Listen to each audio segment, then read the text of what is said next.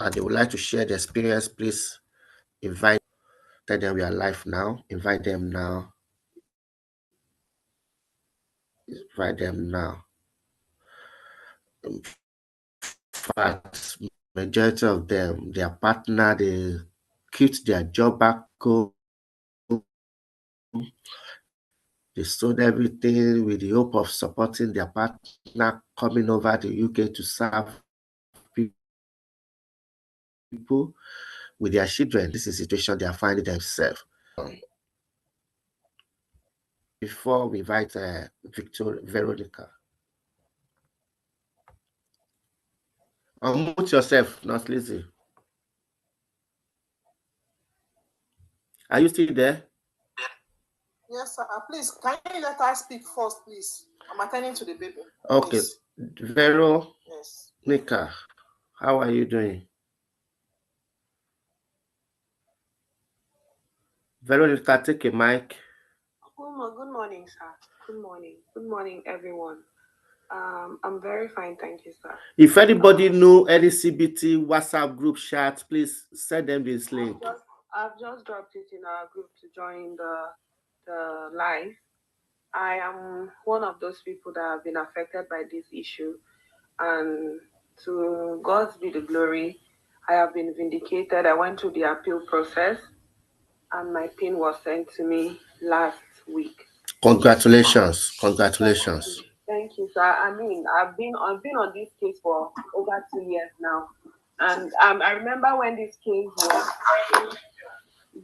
was come on my face, like I was the face of NMC CBT fraud, because we went to the NMC to protest on this case, and when I spoke with part of the NMC, the video was all over the place because I got calls from home, from colleagues, from everywhere about this issue. Now, what the world do not understand is that the timing the NMC gave to us is wrong.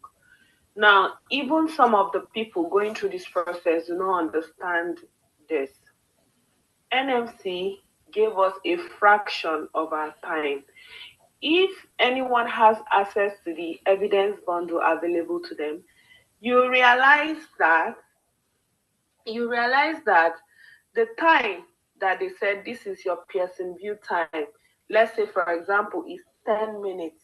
You realize that that time is a fraction of a whole time, because there are some people that wrote that examination, clicked through till the end, came back and reviewed their work, and NMC did not include that review time. It is in further analysis by Richard Steele, their analyst, that you get to realize that some people had more time. So when, let's say, the NMC's threshold is 21 minutes for the practical, the theory part of it, by the time you add your review time, you realize that you've met up with the threshold, meaning that there are some vital data that Pearson View is not providing the NMC with to make the information they need. There are some things that Pearson View, I feel, they are hiding in this case. Now, Pearson View and NMC have been in business for years. We are just used as collateral damage. No other independent panel has been able to ascertain the process that Pearson View used in obtaining the data they did. For example, somebody wrote his numeracy, and this person failed one.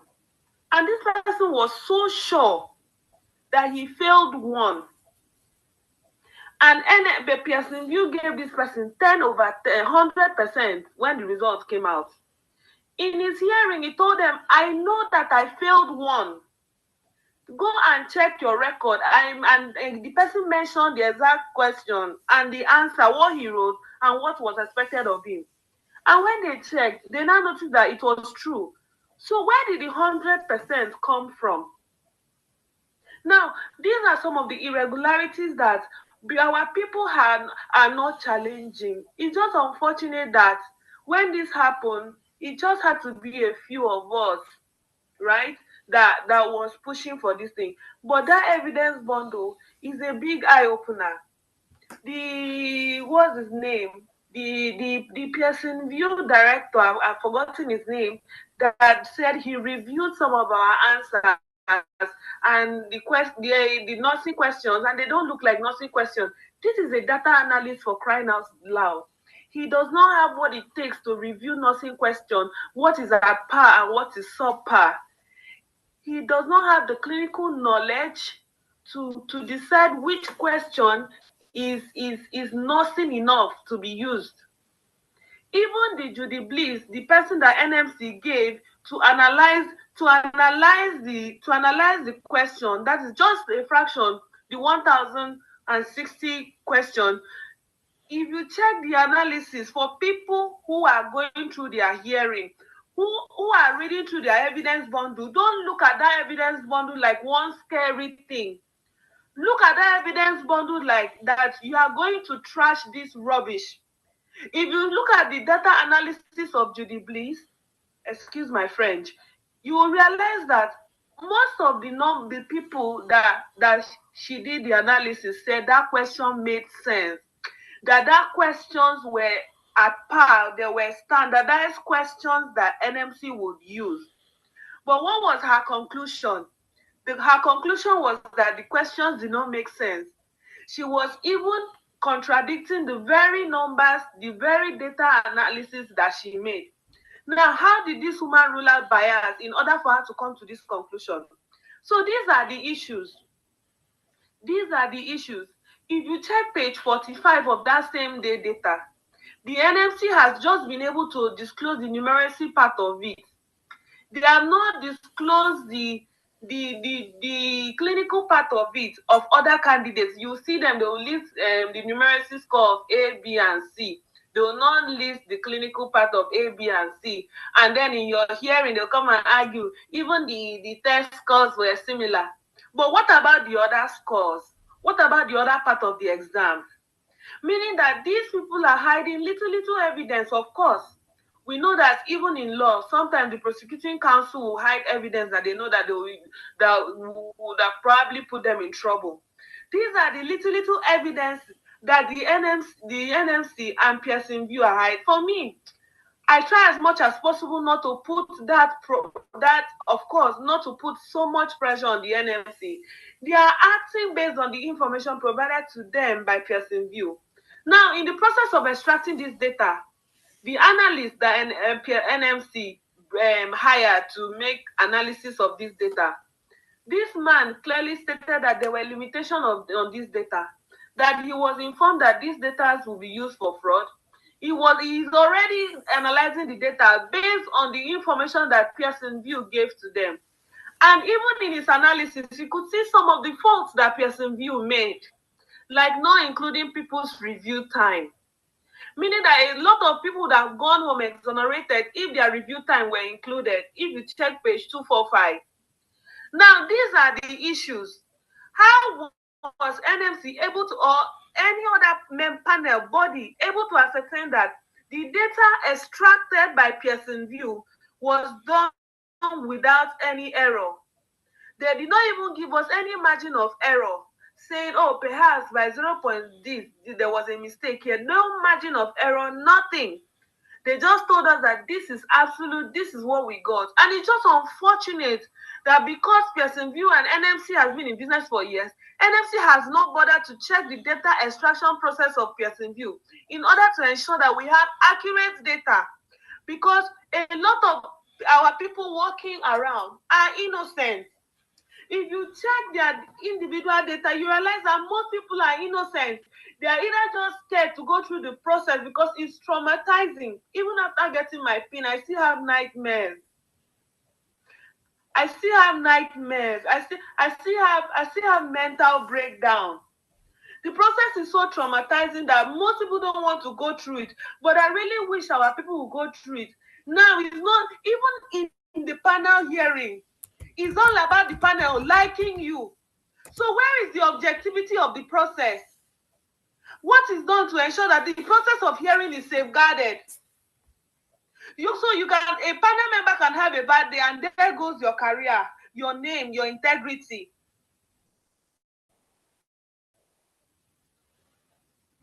Now, these are the issues that our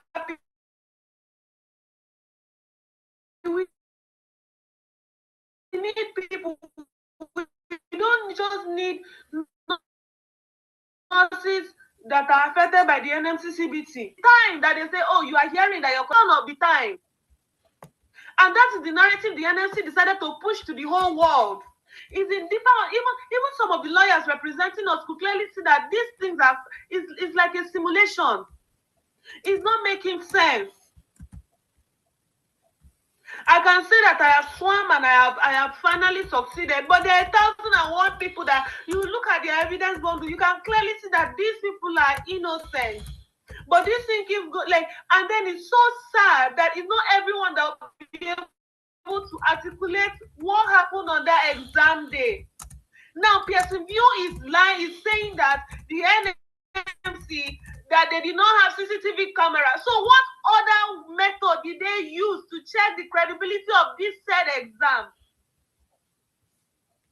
Some of us had to travel long distances to write this exam. If something had happened to us or somebody had died, what would Pearson View have done to ensure that the safety of the test takers in that center? Nothing. It is their word against it is our word against their own, or their word against ours. Nothing. And these same people, like, it's safe to say at this point that these people scammed us. They scammed us. Of course, somebody had to take the fall. So yes, we are the easy target. They pushed us down. But it's just sad. It's just sad that a lot of people go through this traumatic experience, that what human being, what guilty person will wait for 2 years, 3 years just to exonerate their name? What guilty person will go through that length? We've written to the embassy, we've written to the president, we've gone for protest. What guilty person will go through all that length just to prove their innocence? Like, what is it that the NMC is not, like, what kind of a heart do they have? And it's just sad that even in the hearing, the objectivity of the matter can even not be ascertained, because if the panel members don't like the way you talk, the way you dress, the way you laugh, that is it for you. You have to be likable, and it's sad. Thank you, sir. Thank you. So sorry, and congratulations for getting through this, even though nobody is ready to even pay the court. The court told us yesterday that to compensate, it's not within the court's remit to give order to compensate. So we need to look at other way around for this mental torture, for this loss of income, for this pain, the agony they've caused Nigerian nurses. How with NMC and PSP you pay for this pain they've caused people, trauma they've caused people unnecessarily? Nurse Lizzie, are you available to talk now? Yes, sir. Good morning. Good afternoon, everyone. Good afternoon, save the woman. Can you hear me, sir? We can hear you. We can hear you. Go ahead. Yeah, I am also a victim. Let me call myself a victim. And this has been telling on me so much.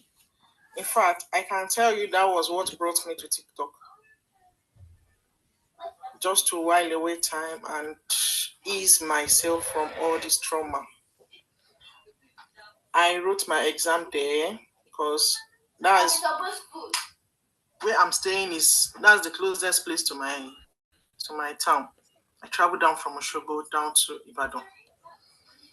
So I wrote my exam normally, and unfortunately my height was not up to the normal band score. So I got another link, which is the skilled worker visa, to come in as a carer. So when I come here, I will be able to do the necessary things.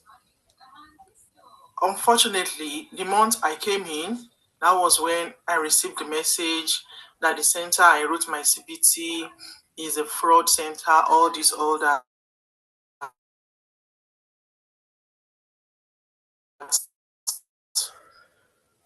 I was baffled because I wanted to, like, when I came in, I didn't know the company that even brought myself and my family. So that one devastated me initially. I wasn't okay. I was like, I'm going back to Nigeria. My husband was like, no, let's just keep it going. In as much you are going to write your exams and we switch to your normal profession. And I stick to that. So I got pregnant in the process. I went for the CBT. I wrote another CBT here in the UK. I finished within time again. In fact, the lady was like, because I was heavily pregnant when I got there, the lady was like, am I sure I'm done? I said, yes,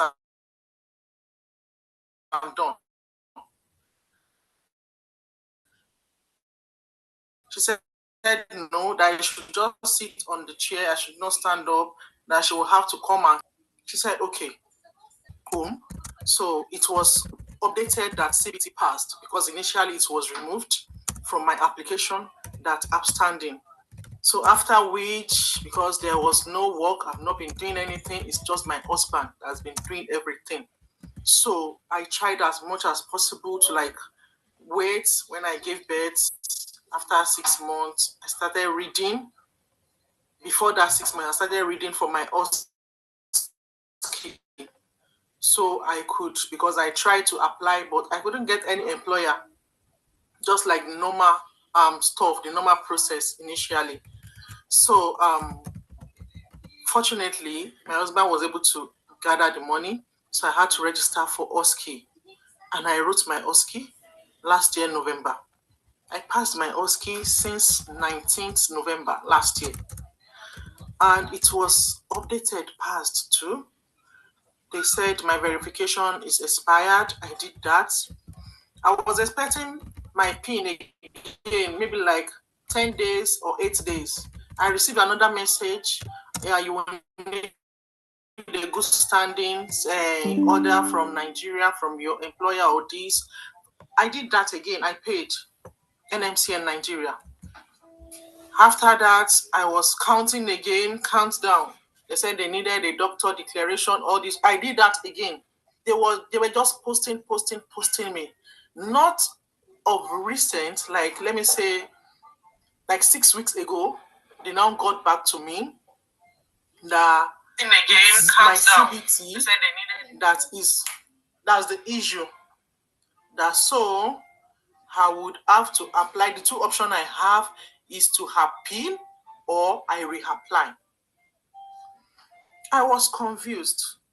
I wasn't myself. I lost appetite. I was not okay.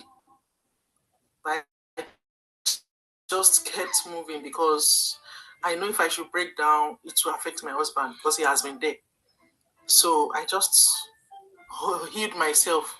So, but not until when I saw this, because I even wanted to cancel the application to start another one afresh. But I needed someone to tell me they've gone through this process of canceling application and applying again, and it was successful. They could get their PIN.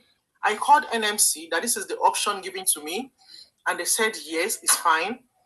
I now asked them about my exam. I said, because I was asked to send the exam, I did here, and I did in the process.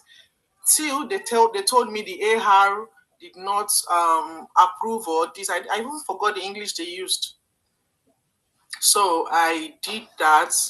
I now called them when I received that message that this is the option given to me. So is it that I'm going to write another exams or what? They now said no, that my exams will be transferred, which is a CBT I wrote here in the UK and also my OSCE.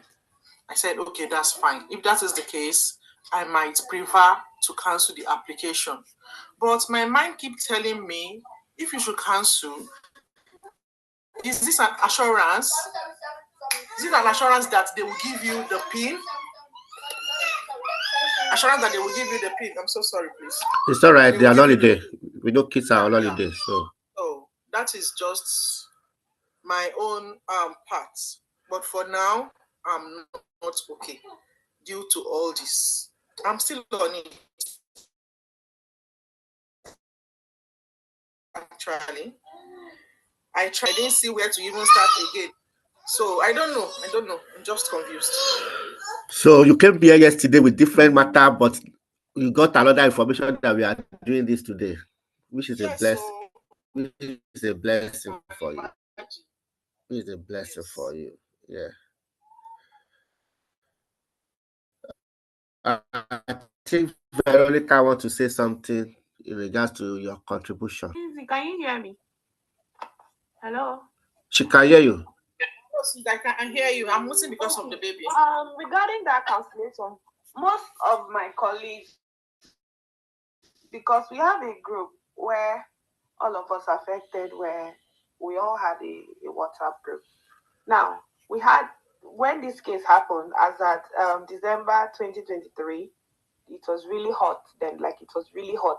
When this case happened, we had two school of thought. Some people were of the opinion that they were going to cancel their application and start all over again, with the hope that if that's done, everything will it will be a fresh application and everything will go smoothly.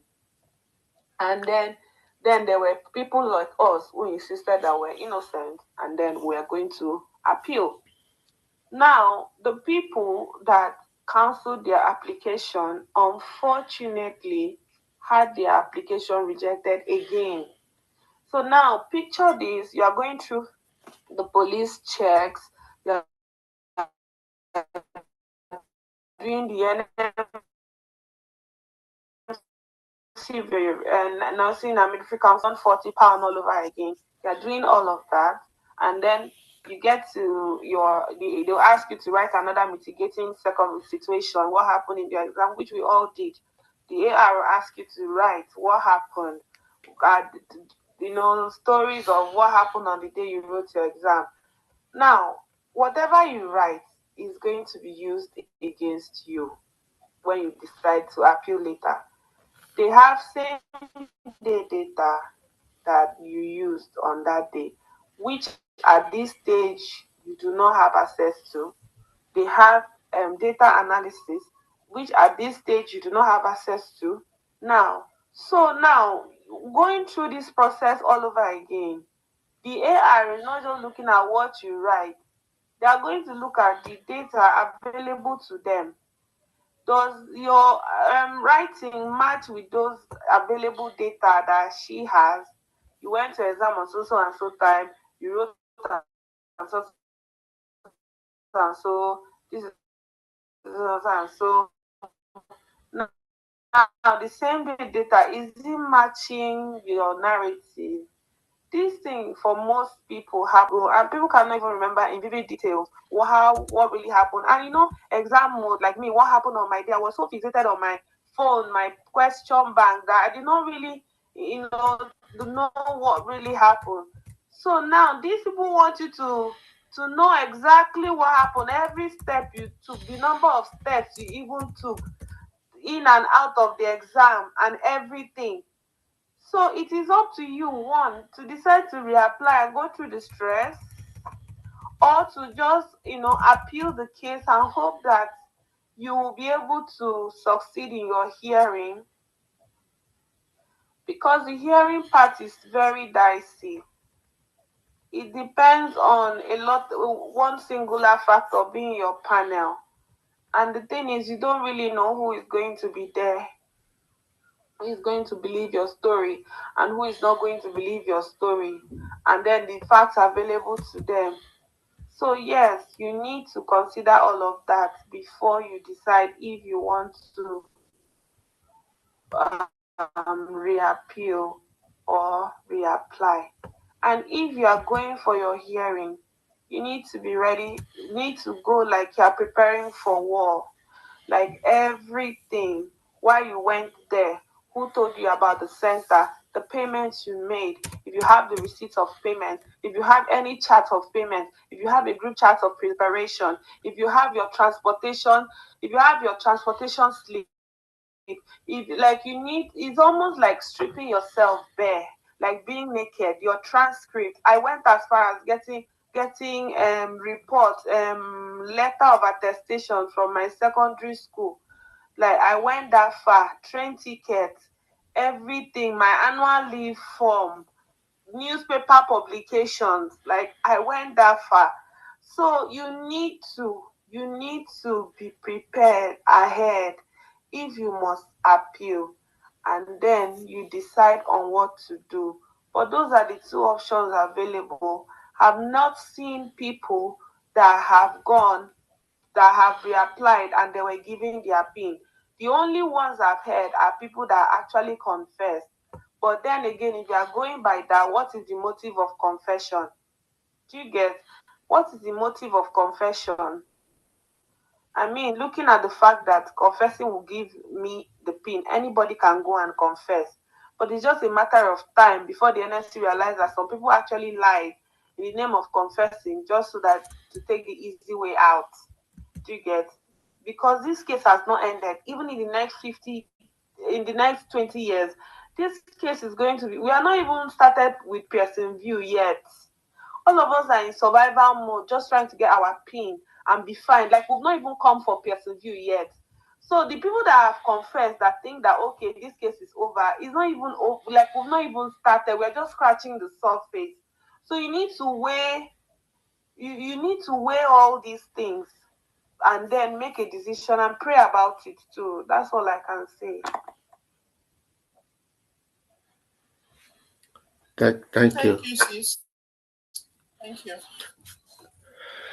And if you need further discussion, you can message me as well. We see. Susie, anybody to contribute again? If you want to contribute, please send a request and come up. Yeah. Let's talk about this. Let's talk about this. You can't just live in pain, in isolation.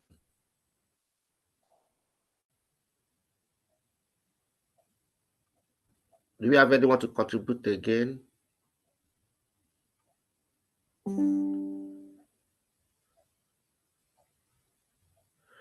Don't forget, let's be mindful, let's be respectful. This is recorded, so this is live. So let's be.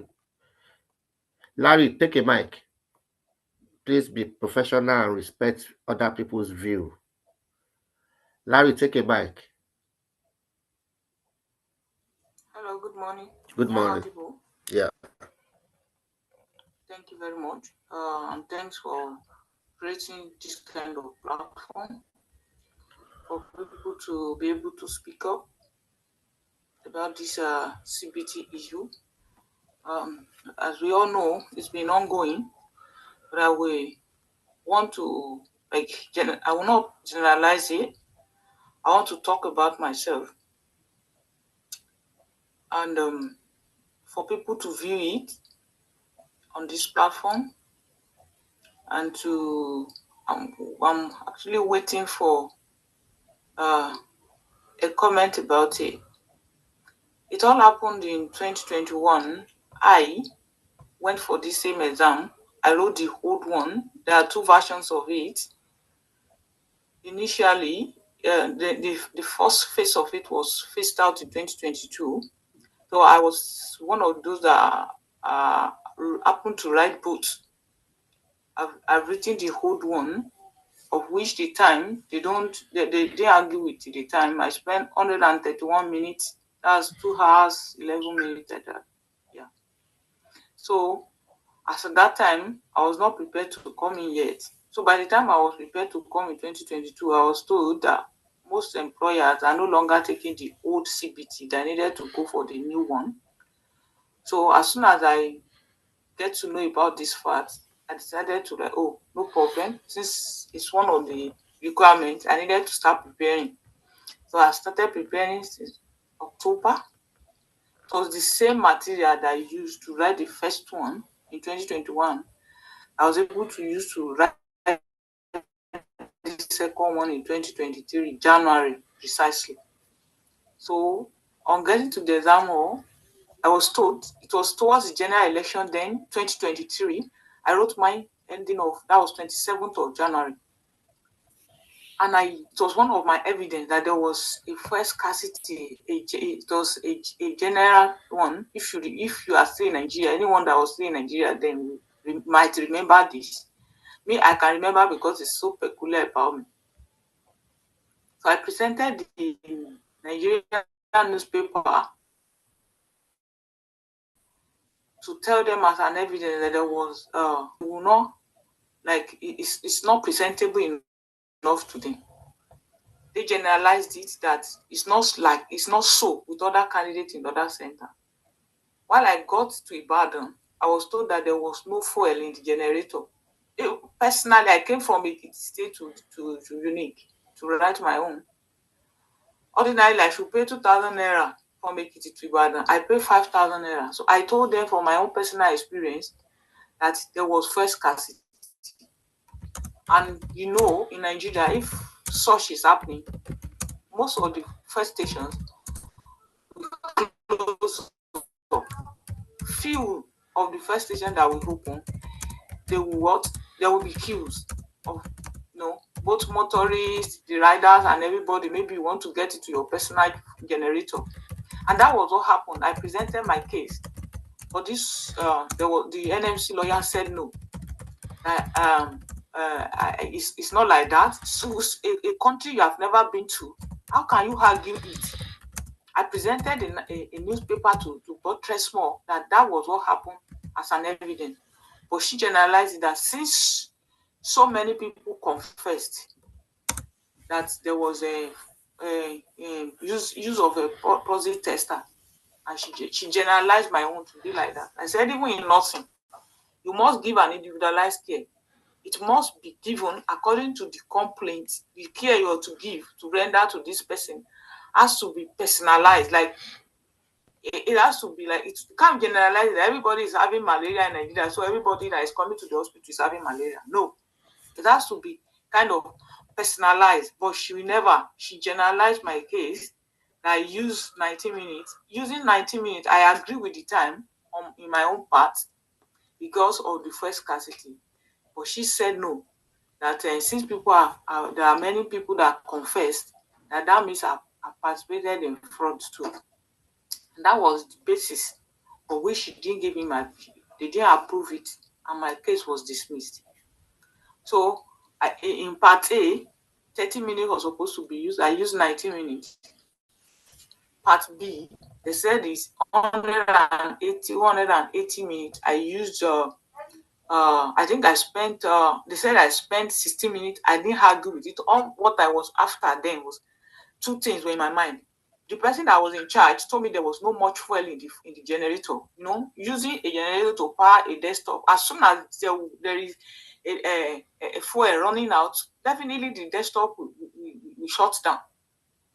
I did told her that this is the situation. If you can believe those that confess, you do believe them, they say yes. You believe those that confess that said they did it, yes. Why not believe those that said they did not do it and let them continue with their life? So I don't know how this house can help me, and I'm actually, I'm active. I'm listening with my whole heart. Like, what could I do to come out of this? That's why I said I'm talking about myself. I'll not talk for others because it's still very fresh on me. In fact, I was rejected this week Monday, so it's still very fresh. It's still very, very fresh on me. So if there's any advice, any suggestion, it will be taken wholeheartedly, and I will appreciate it. Thank you very much. Okay, I will put our email address here so we can talk better. Yes, I'll put the email address there because this matter, NMC is taking advantage of their resources. They have the resources to spend. They can hire baristas. They can buy their hats. They can do anything. But unfortunately, people are struggling, and at the end of the day, they still need to make representation in court. But what I'm telling people is we can provide guidance and support, but you just have to develop that confidence by yourself so that you'll be able to speak yourself, but we can support you in any documentation. But if you know you have money, you can hire barrister that are ready to fight your battle to the end without any compromise or anything. And hopefully, if you are able, thank God, Veronica is proud to share experience. There are some people now that they have won the case, but they don't want to talk about it any longer. It's trauma that is still causing it, but at the same time, we need to talk more about this to expose this system. We need to talk more about it. We might be fortunate that we get scared through this, but a lot of people are still suffering it. And more people are yet to suffer it, but they will still suffer it. When are we going to put a stop to this generalization? When are we going to say enough is enough? There's need for independent analysts. The past question they use to condemn people, somebody needs to look into those past questions. Somebody needs to check and hold PSV accountable for what are the checks and balance due diligences they carried out for approving that center and for maintaining that center to the extent that people are falling victim of this, if at all, what they allege happened. And the most interesting part of it, those two nurses that they said they used as witness statement in the first cases, they were not worthy to be on register, but they are registered because if they actually committed crime, what keep them not to say this or report this when they are making application for register? Where is their character? Where is their good character? Where is their honesty? NMC needs to tell us, do they use them as a collateral, trade by barter? Do they use them as a form of incentive for them to do anything and undo? If you have watched this movie, How to Kill a Monkey, probably you understand better what you guys are passing through. Susie, Tarisma, have you got something to contribute? Please, anybody that wants to contribute, come up if you want to contribute. Mr. Ola, I want to contribute. Okay, take a mic, Bob. Yeah, take a mic. Okay, good afternoon, everyone. I'm not going to mention my name because my case is still ongoing. I've had two days hearing so far, and my case is yet to be concluded, and we are still on it. So what I want to say on this is, we Nigerians, we are dying in silence. These people don't have any valid, like authentic evidence regarding this very issue. The only evidence they've got is whatever thing you told them that happened to you the day of your exam, then they will hold it, ask you a question on it, just look for something to fish out from what you have written so far, then they'll use it to judge you. Regarding my case, when I did adult nursing CBT, that was in 2022, September. Then after which I couldn't get a job with it. I canceled it in April 2023.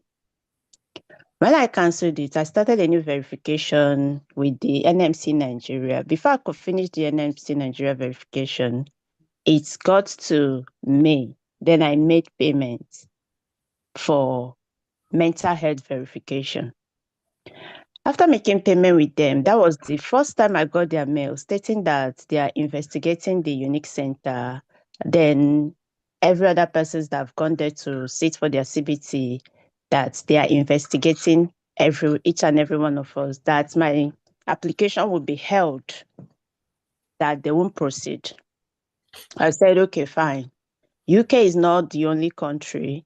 Since my IELTS can take me to Ireland and some other countries, I started Ireland application process. Then I woke up one morning, I got their mail that they have checked my eligibility to be in the register. I should proceed to write my CBT under mental health. I said, okay, seems these people are done with their investigation. I proceeded to mental health. I wrote mental health CBT. I passed it. Then in September, they started sending message that every other person should go and receipt a new CBT. Then I was still in Nigeria. So I got the message. I had already written a new CBT under mental health before the message came in. I had to reply them that, oh, I got this message, but I have a new CBT under mental health. Should I proceed with the new CBT, or I should go back to the adult nursing and continue with the adult nursing since it's raising dust? They emailed me after 2 weeks that I shouldn't proceed with I should proceed with the mental health one. I should leave the adult one. Then I proceeded that they will get back to me. I didn't hear from these people. I got offer with my trust. I moved into the UK, did my OSCE, passed my OSCE, waiting to get my PIN. Then they sent me email that they cannot allow me into the register because of the adult nursing CBT. My character is being questioned. Like, my trust called me, like it was series of back-to-back query, which I was following up. Then they told me to explain myself what happened the day I wrote my exam, which I did. Tell them this is what happened. I can't say it now because we are still ongoing on the case. But I won't leave this group. I will be joining from time to time to just get people updated that these people don't have any evidence. So after explaining myself over what happened, I submitted to them. They read it and declined my PIN. They refused issuing the PIN. That is not a valid fact, what I have explained so far. Then I appealed the case. When I appealed, I contacted Mr. Ola. He advised me. Then I joined the RCN, who helped me to reappeal. Then for them to grant dates for the hearing was another war. It took them ages, like, to give me a date for the hearing. But on my hearing, that was a few days ago, these people came with, why did I sit my exam in Unique? When did I leave my home to Unique? How many days did I spend in the journey to Unique? Regarding the time, do I want to tell them that I'm a fast reader, that I can just read my question? I told them that if you are prepared to write your exam, you don't need to read your entire question. This is exam that is objective, and the questions, if you prepare vividly, if you look at your question, you already know where the answer is going to. You just have to pick your answer, spot it, and leave. Like, they said, what do I mean? Like, how can I spot my answer? I told them that we all have different ways we read. In an exam like this, you can't tell me that I will read the entire question before picking my answer. That means I don't know what I'm doing. We went on and on and on. Then they brought their witness, which is Julie, regarding the mock and the material. When the lady came in, they told her, what can she say about the mock materials and all that? The lady said she don't know anything, that she don't know anything on the case. Then I took her out of the meeting. Then they brought another my solicitor had to let them know that this time that they are using to judge me, on their data analysis, which they carried out, no one was there. They only carried it out themselves and brought out the time and all this, their bundle, that this very time that they are stating that globally, that in that their bundle, globally, there are people that have finished this exam under 11 minutes. There are people that have finished this very exam under 12 minutes. Then how are they probing somebody that finished within 20 minutes? Okay, those people that finished within 11 minutes, I'm talking about the clinical. People that finished within 11 minutes, did they write the exam in Unique? Did they sit the exam at Unique Center? This is a global one that we are comparing now. Where are those people? Can you go and ask them, how did they get to their hall? How did they write the exam? How were they able to finish this exam within this time frame? They couldn't say anything. They couldn't prove that one.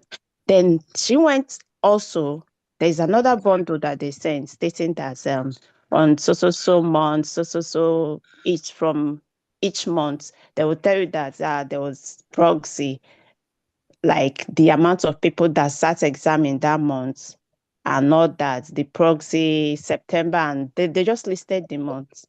Then the lady was asking them, what about other months that are not there? Because my month was not there.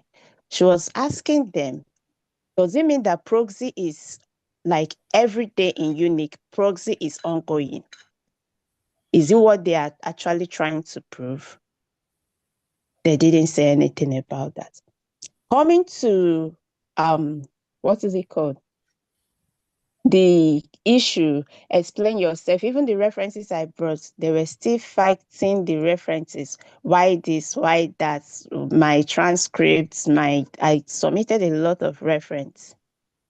They are just picking things to judge you from what you have said. They don't have any evidence. When I told them that, like, can they hear themselves out? A professional exam, international body, no camera. Since there's no camera in that hall, why are you querying me? Like, it's a kind of beating a child and telling the child not to cry, because it is your fault that you don't have camera in this very center, which we, the candidates, we don't even know that there is no camera in that center, for crying out loud. They are telling us now there is no CCTV footage. But I'm still doubting it, because how can they have a center, a professional body? It's just like going to write an NCLEX exam. You are going to sit for NCLEX exam, US NCLEX, US, Canada, Australian exam. And you are telling me that there is no CCTV camera in that hall. It's not possible. So Pearson VU, them and their data analysis, they all knows what they are doing. The timing they are giving, we are not there. We can't even say, oh, this is the time I finished my exam, because you don't even know when you finished your exam. Now they are framing up time, giving us time. This is when you finish, this person, this is when you finish. It is similar to this person. How can you be using another person's problem to judge another person? Just like a nursing, someone mentioned, it is patient-centered care. It's not a generalized care. You can be taking malaria medication. Artemether can be working for you. It's not working for another person. Yes. The same disease condition, but different treatments. Exactly. So why are these people using my people will just be like, you are using another person's drink to judge another person's matter.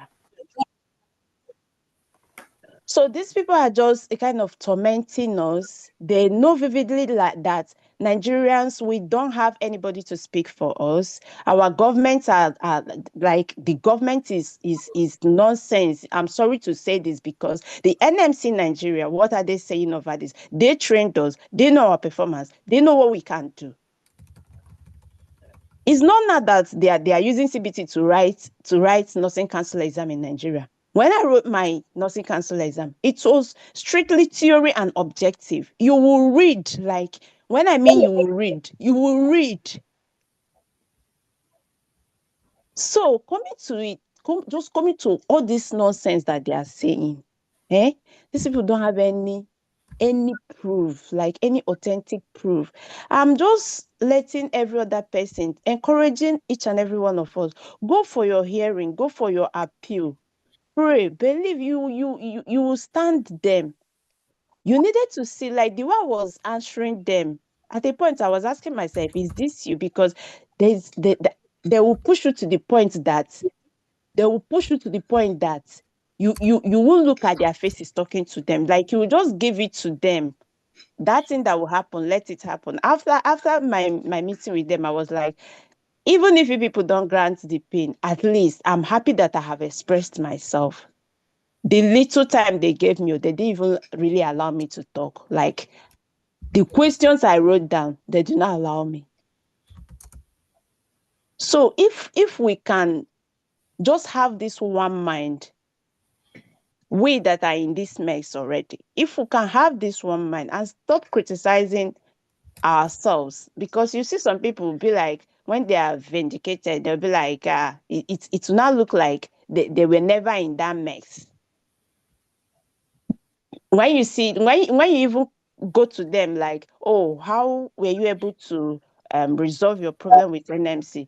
They will treat you like they never had issue with NMC.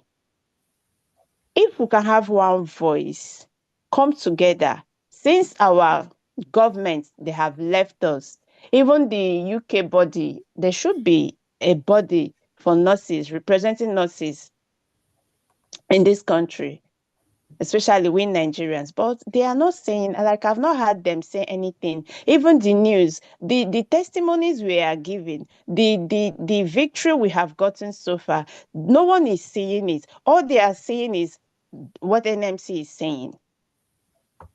The internet is not carrying the victory so far. People that have won NMC, the internet is only carrying NMC. They are sending nurses to go home. They are revoking their license. They are started issuing them papers to go back to their home country because they were involved in fraud. And you see people commenting rubbish in there without a kind of going deep down to know what's happening, going deep down to also, if you hear the bad part of the story, try to also listen to the good part of the story, because every case is two-sided.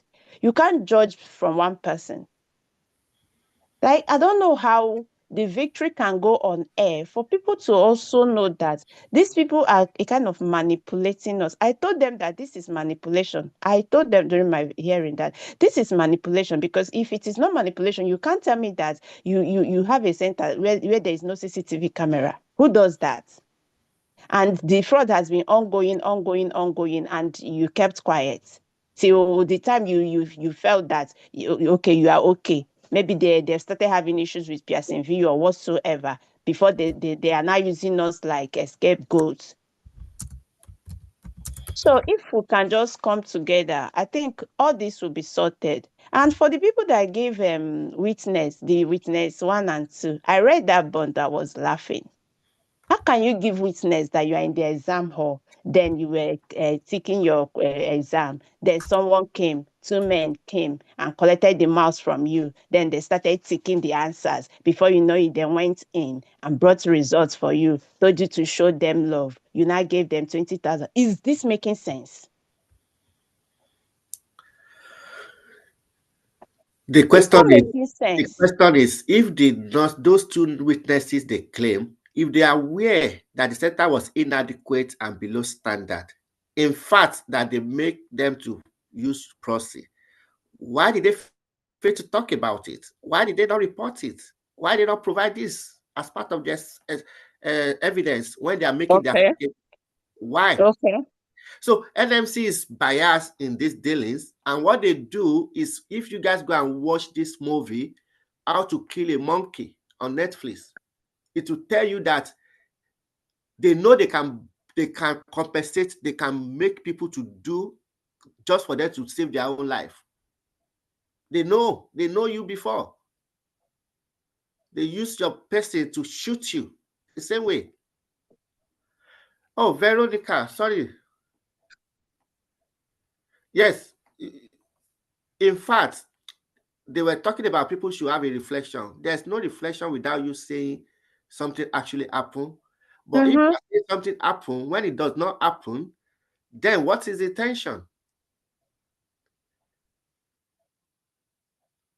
We've argued this with the NMC, and they were saying that, oh, these people, it shows their honesty for them to have confessed. What kept them mute all this while?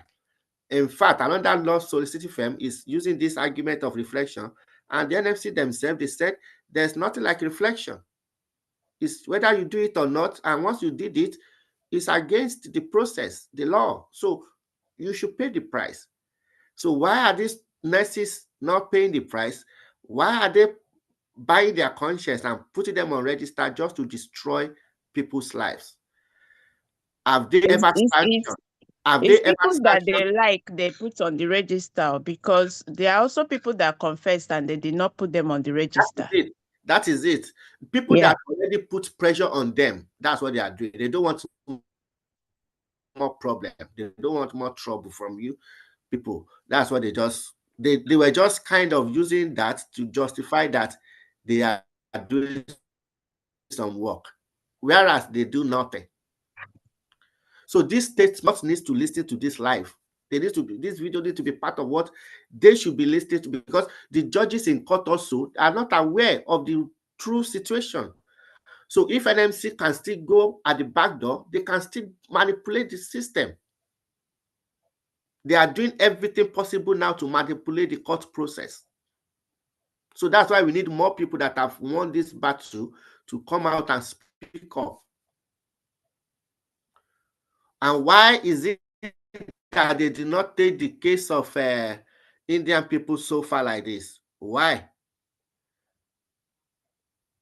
Indian people are like Indians. Even my solicitor is an Indian lady. You needed to see the way she was asking me questions. I was looking at corruption, asking me, oh God, I'm sorry to say this. They don't know what they are doing there. Expect your government to even step in. It is your government that's supposed to say, now we want this state to be independently investigated. We want justice for our people. But nobody's coming on your side to speak up for you. At all. That's the problem.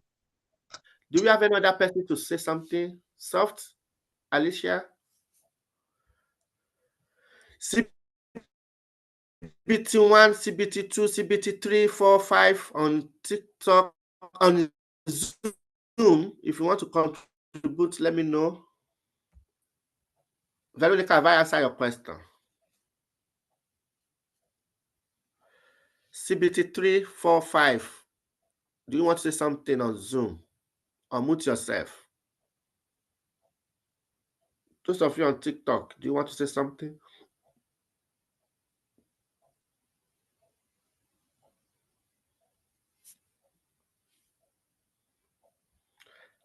Larry, I've spoken, right?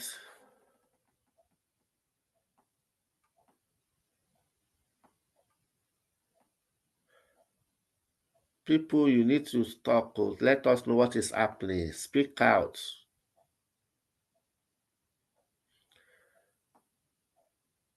Try to be professional and be mindful of your languages you use.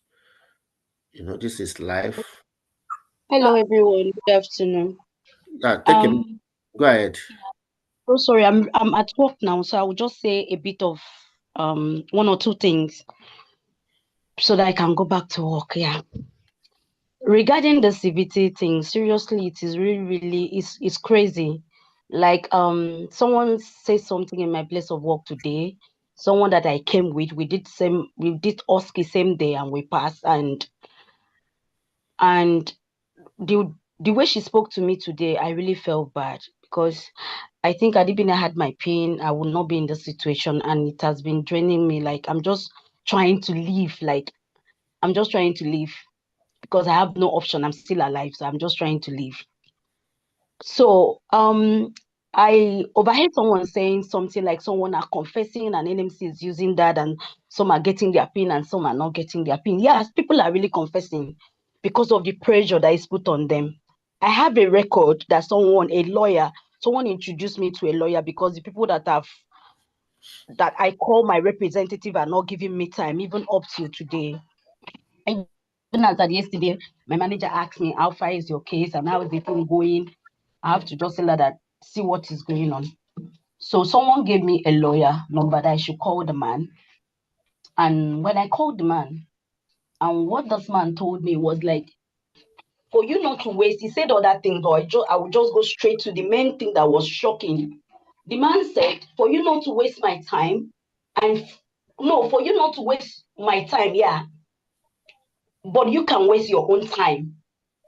I want you to follow what the NMC is saying. And I asked him, sir, please, what do you want me to follow? He said, I want you to confess to the NMC that you did it. That's the only way I can help you. And all the minute that we used to talk, this man was still pressurizing that I should confess. That is the only way that he can help me.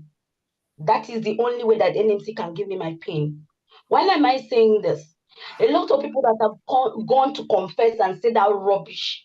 Maybe because of same thing, because if I'm not a strong person and I did not do this thing, like I've weighed myself, I did not do it. Like how will I start it? What will I even say that happened when nothing happened? And I'm a very straightforward person. Even where I'm working now, they know me as one Christian, one born again, one church girl. So I was asking the man, I was asking the lawyer, so you want me to confess? How will I confess to something I did not do? He now said, fine. If you can't do that, that means you want to waste my time, and I won't want you to waste my time. You can waste your own time, but I will not want you to waste my time. So the only way I can help you get your PIN is for you to follow what NMC is saying. It's for you to confess. So it's crazy because I know some people are desperate. Some people just want this thing to just get out of their head because it's affecting us mentally, psychologically, physically, and otherwise. At some point, you start asking yourself, how did I get into this? So if I wasn't that kind of person, because I know I did not do that, I can't. I even have to call my family. I told some of my friends that are in my place of work that this is what they say, Payo, don't you ever try it? So there are people that maybe the same way the man, because the man really took time to speak to me. I'm just saying a bit of it.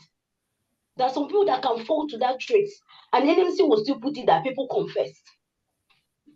Not knowing that there is this particular person that pressurized them, that pushed them. That is the only way you can get your pay. And people really want to get this pain. They want to be at peace with their mind, with their family. A lot is going on that they don't know that they are putting us through. So some of these things that they say people are confessing and whatever is not really true. Okay, unlike me, the old time that NMC gave me for my part 1 and 2 is not up to 9 minutes. How possible is that? They say I use my part A, the section A, I use 2 minutes and some seconds.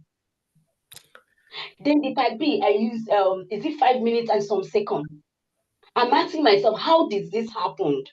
You know, when you are doing examination and nobody's watching you, nobody's monitoring that, you are just doing like your normal exam. Nobody's after you because no one pays for your exams. It is your decision. You want to go for it.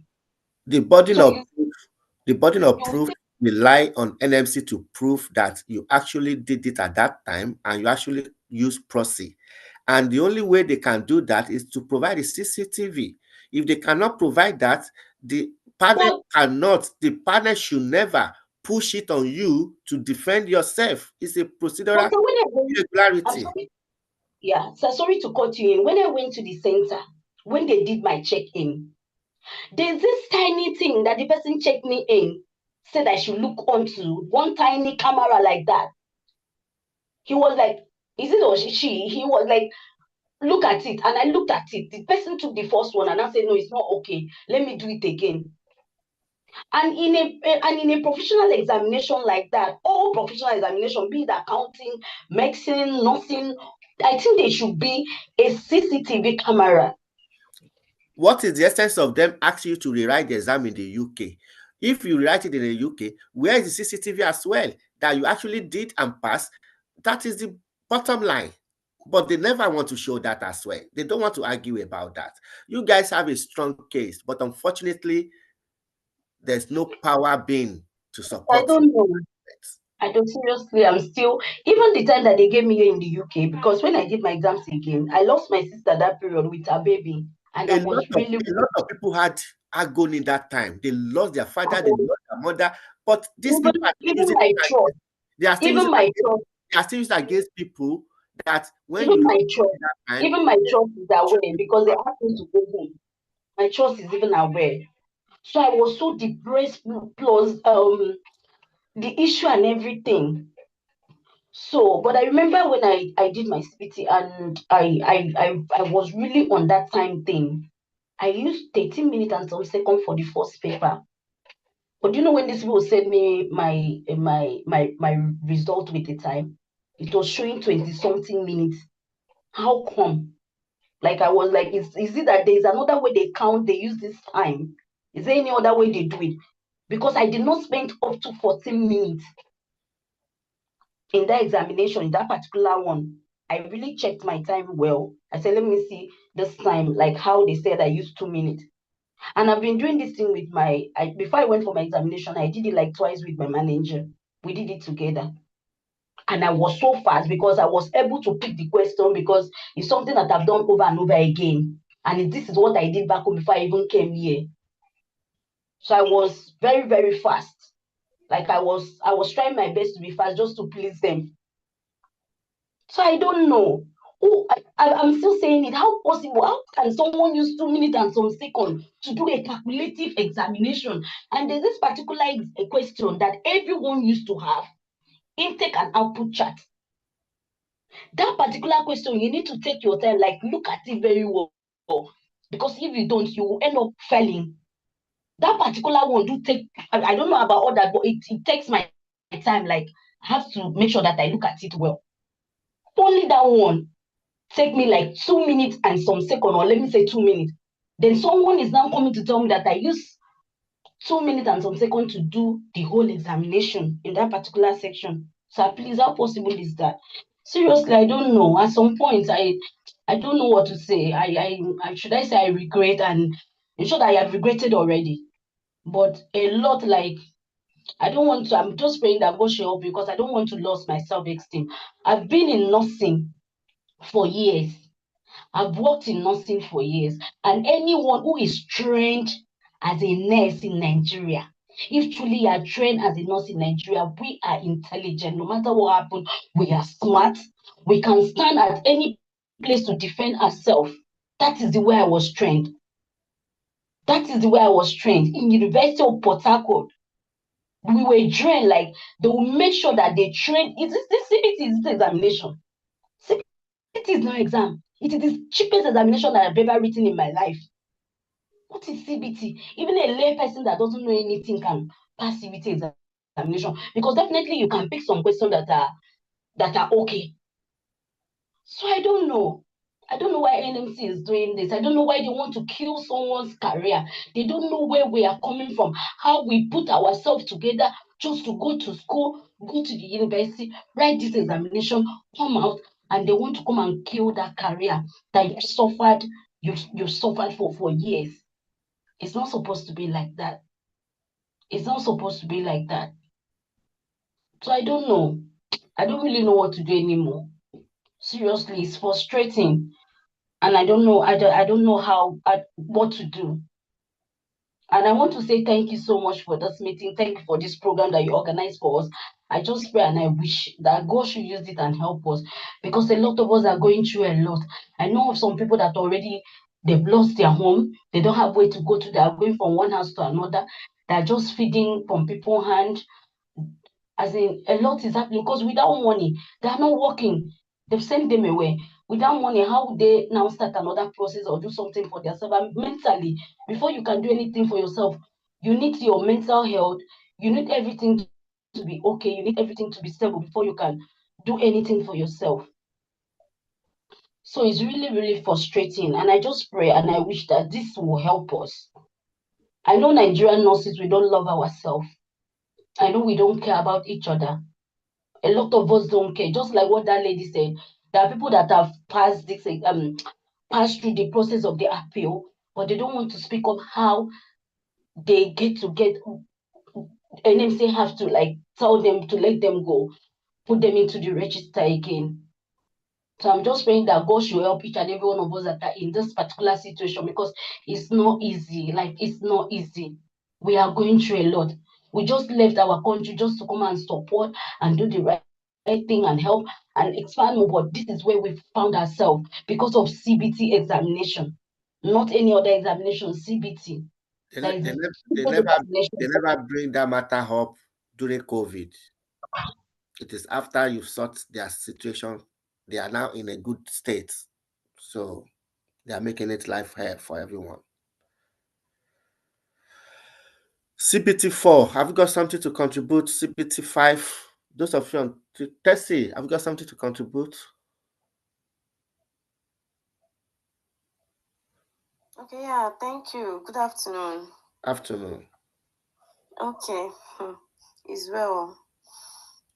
Though, how will I even start? I was being denied, that was last month, because they said, like the last person spoke, how will someone, they said my my numeracy back home was 2 minutes and some seconds. So during the hearing, I was represented by RUCN. So that was what they were just hammering on. I told them, this time, I don't accept this time. It's not possible for me to write exam 2 minutes and some seconds. So after everything, after all the argument, I was being denied. It is just that time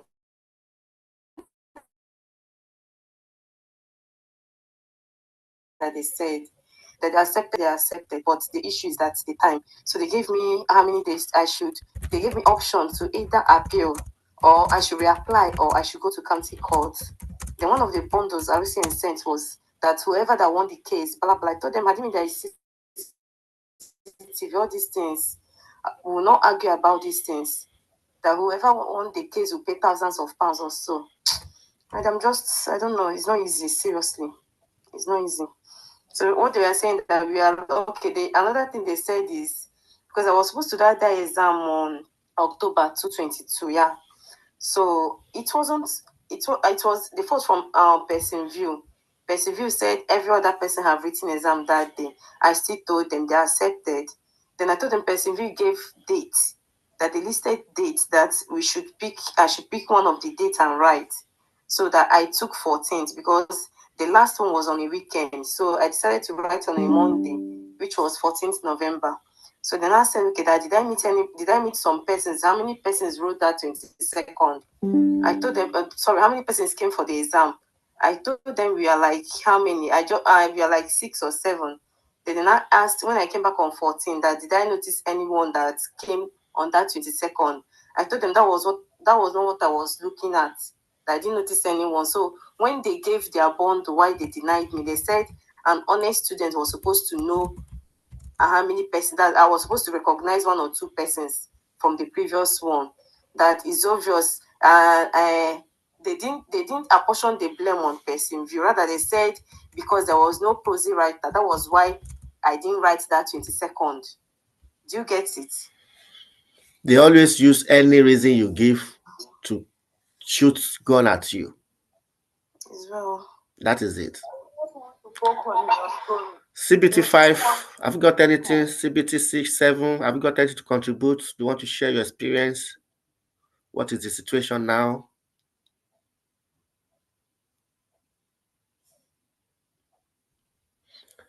If you're in the comment section and you want to contribute, please. CBT 6, take a mic.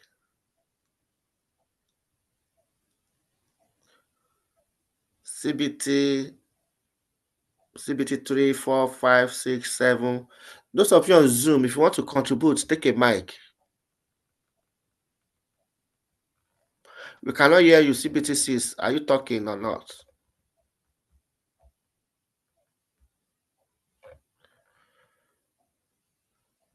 Those of you on Zoom, I believe you want to contribute. That's why you joined the Zoom.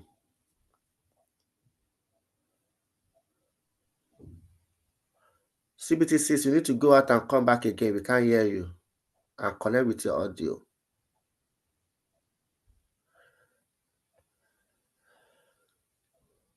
Do we have anybody on TikTok to contribute?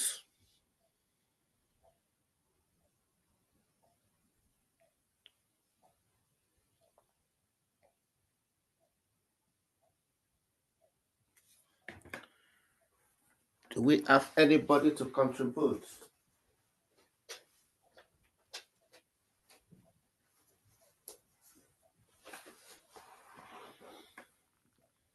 Let's know if you want to contribute.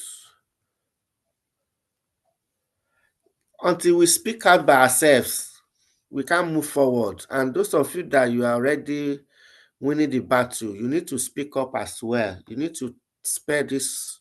You need to share this widely. Invite your loved ones. Let them know. Yeah, CBTCs, take a mic. We cannot hear you. Unmute yourself. Take a mic. We can't hear you.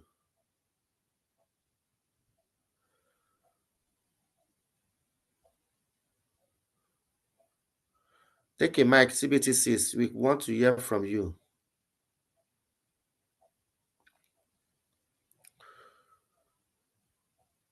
Anybody from TikTok, if you want to contribute, let us know.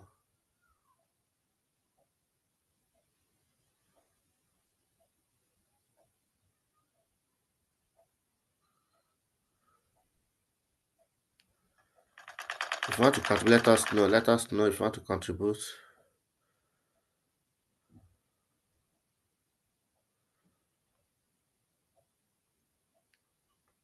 We are live on TikTok, so anyone you can join. Good morning, everyone. Thank you for joining us again.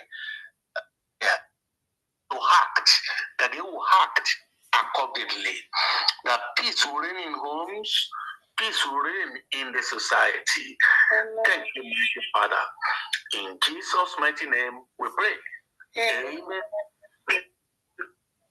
Say that, oh, if there's no concern, they won't come to your life. They don't remove children anyhow. Point, please. Okay. Just a minute, please. That's fine. That's fine. Take your time. Because this is a matter we need to expose.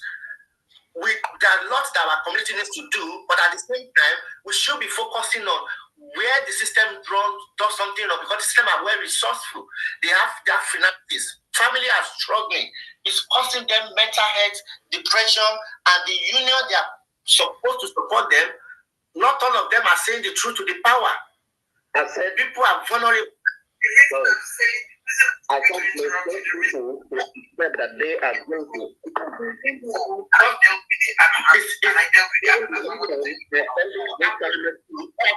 Hold on, Agola, please. What happened to you, Mama? Is this CBT test at Unix Center in Ibadan? No. That's the NMC. That's a separate thing. Yeah, that is what we are. That is what we are just. Yes. The way, because people have come over here. Beg them to join. The same union fears the NMC. To have a legal team. What would be the key strong evidence for somebody to say I did not go through fraudulent or using a proxy? If the NMC, as big as they are, they cannot produce the CCTV, which this registrant have been asking for all this while. Now, I will allow another person to talk from the Zoom. So we are not here to fight each other, because we are here to bring brains together to support each other. And there are a lot of issues that are affecting people. Our own focus work is around children and families. But because these things are linking together, that's why sometimes we take an interest. We don't have that resources to go through this journey. Going to court, battle with NMC, nobody pays us for this. It's out of our own pocket that we do this, and it's not we are not getting a funding. Okay, so if defender of people has that funding or that connection, or it's also a NMC connect, then it's fine. So we are not here to fight each other. People are sharing the experience. Don't say it's a lie. Don't say, oh, why would they say that? It is their experience they are sharing. It is their experience. If you are not in that position, you find yourself to be privileged, no matter what or level you are. So thank you. Let's be kind of let's be nice. Let's have a nice comment. That's it. Go ahead, Angola. Just a quick one from Zoom. Go ahead, Angola. Thank you, host, for all you've been doing and for even giving this opportunity for people to be able to express themselves.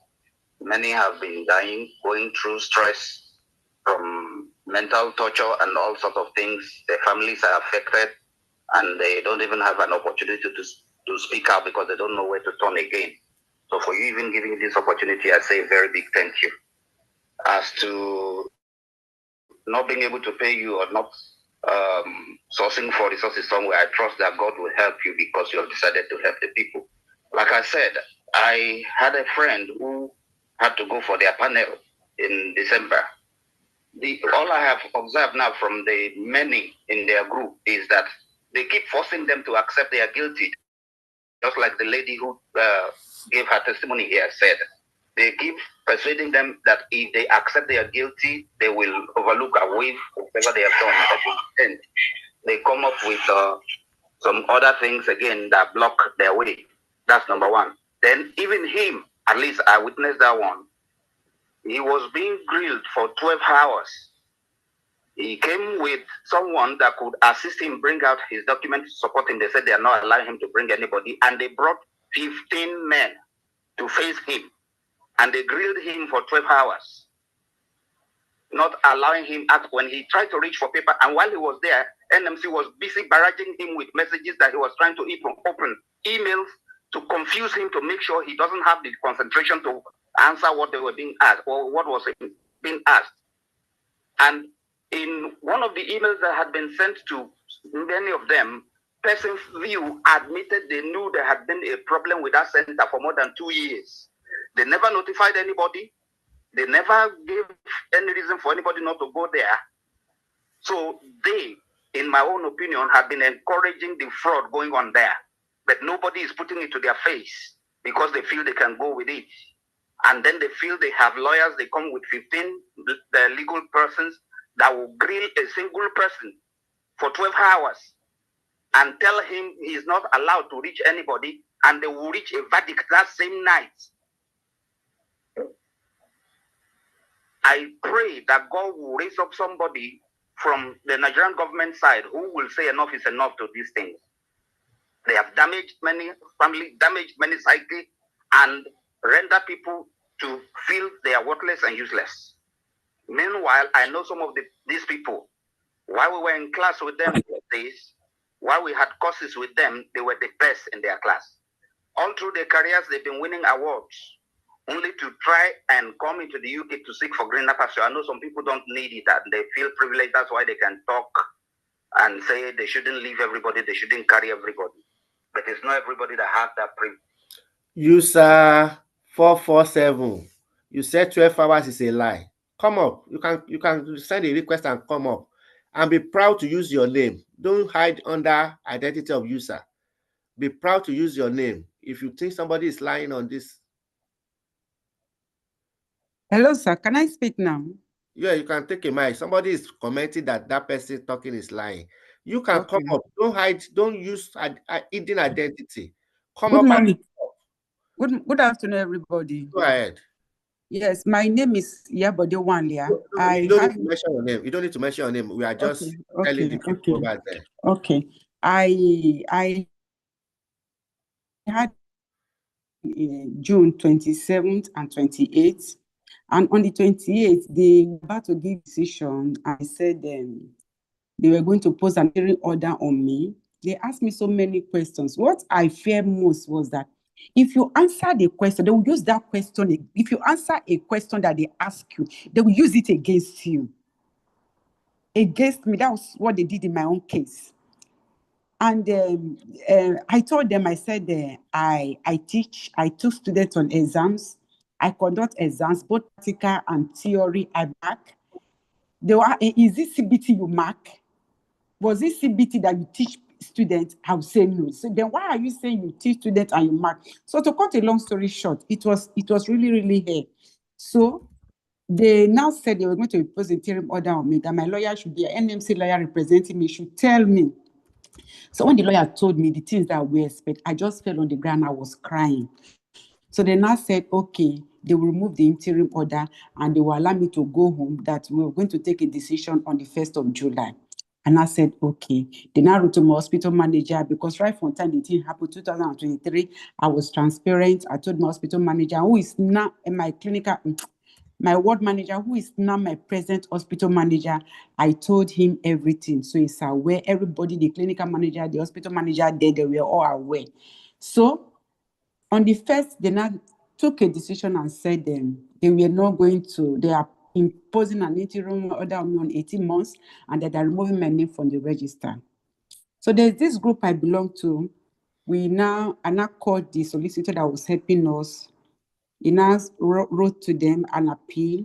And I think it was on Monday or Tuesday, they replied back and said, then my office not dismissed, not even terminate my appointment, they just dismissed me without giving me anything. Though it's a private company anyway, but it's a popular private company. So they just dismissed me, nothing, they did not give me anything. So they said I will no longer work with them, that I have 1 month to leave, that they will tell the home office, they will come for me, they will do this, they will do that. So what I'm trying to say is that, where do I go from here now? If I go back, I've resigned. I told them, I have resigned. My children are in Nigeria. What do I do? As I speak now, if I pay the rent of this month, I'm even looking for money to pay the rent of this month. If I pay the rent of this month, because I pay every on the 10th, I will not have money to pay for on the 10th of September. So the thing is really, really demoralizing. In fact, they just brought us here to humiliate us, to fool us. If I don't know what to use, I don't really know the adjective to use.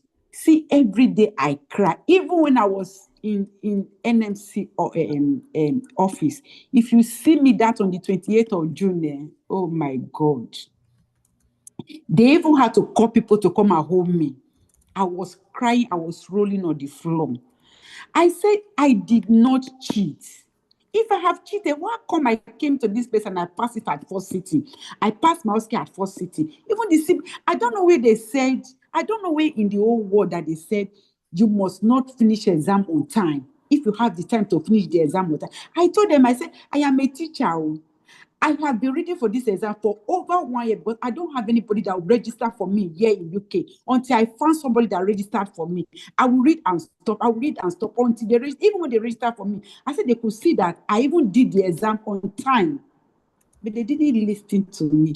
In fact, when I entered, let me tell you myself, when I entered, they were all white.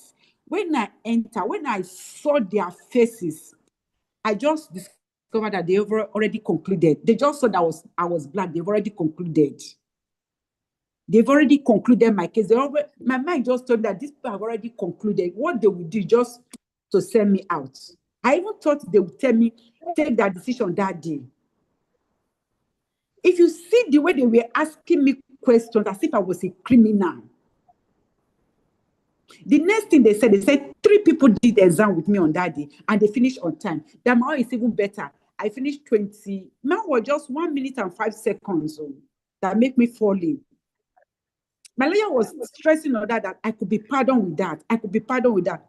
They didn't listen to my lawyer. So just part 2, part B. I scaled through the part A, or just the part B. Just 1 minute, 5 seconds. That was what took my pain for me. That was what just took my pain for me. So what are we actually going to do now? What are we going to do now? Thank you so much. Yeah. GP, do you want to contribute?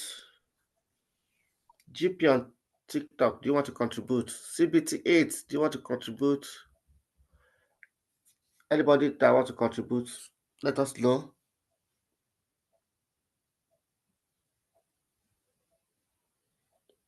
Do you have anyone to contribute again?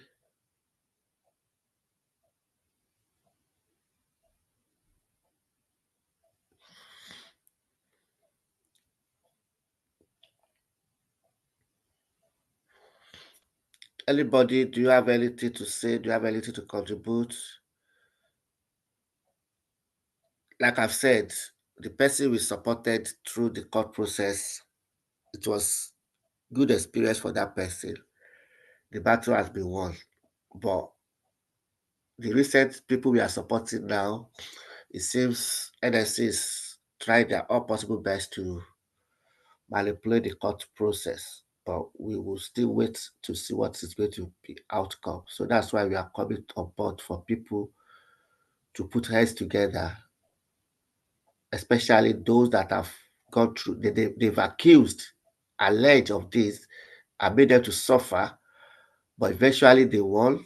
So we need to tell those stories, because there are people that they only allow them to write the exam again, and they didn't ask them for any investigation. What threshold did they use to justify those people that they said they did not do crime, so they do not need to go for investigation? Was it based on time? Now, what was the criteria they used for people that they've made them to suffer? Do they still use that same time? And how did they now manage to skate through that time? Now, if the time they believe is the only reason for fastest time, is the only reason to condemn people for their own submission that they could use for proxy, and we have seen people that they've now been found not guilty, vindicated with this even lesser time. What are we saying? NMC is just dragging these things irrationally, unreasonably. But who is going to speak this out in the court of law? Are people ready to continue standing on the truth, or they are willing to bend and go by what other lawyers are advising them to go and confess or reflect, just to go by what NMC is saying? Until people watch the movie we are talking about, How to Kill a Monkey, there's a part there in terms of the Inspector Gulesi, what they did in between. And there's another movie, When They See Us. You need to watch these two movies on Netflix. If people can watch those movies, we can convene again and talk about it so that people will relate it to this ongoing case. The Nigerian government can do something. Nigerian Nurses Association can genuinely do something if they want to do something. They need to launch inquiry about how NMC handled the Indian case. Why is the process different to the Nigerian case now? User 4473, you can see it's not entirely racism. Nobody is saying racism here. We are talking about procedural irregularity. Do you know what that means? Come up and talk about procedural irregularity. Because if you use the word racism, it will be too big for you to condone. You will say they are playing a race card. Nobody is talking about race card here. But come up, talk about procedural irregularity. It will be good if you are one of the NMC officials as well. Don't just hide under user. Put your name there and come and speak up. If you are confident, send a request. Come and take a mic. This place is open platform for honest discussion. We are not here to condemn anybody. We are not even criticizing or going against anybody. You can come up, come and share your views. And we didn't talk about racism yet, so don't bring that discussion. We are talking about procedural irregularity, biased treatment, double standard. We need a transparency in dealing with this matter.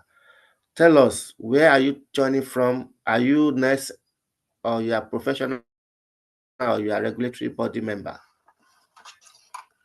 Well, I no longer practice in clinical setting, but I am a qualified RGN. I actually work for the DWP now, so I don't do clinical work anymore. Are you aware of this CBT case? Yeah, I've heard of it. I read about it in the news. I think it's about a center where they felt that things were not done properly in the center. What I would advise is that, for me personally, I don't think going back to Nigeria is the end of the world, personally.